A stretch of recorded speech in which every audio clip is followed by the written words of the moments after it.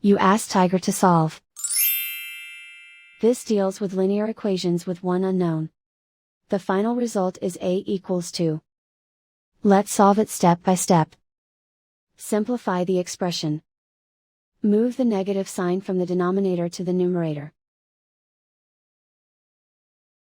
Find the greatest common factor of the numerator and denominator. Factor out and cancel the greatest common factor.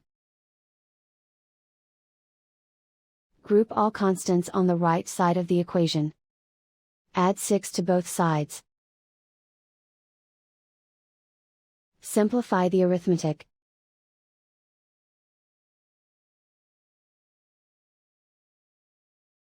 Isolate the a. Divide both sides by 3. Simplify the fraction. Find the greatest common factor of the numerator and denominator. Factor out and cancel the greatest common factor. And so the final result is a equals 2.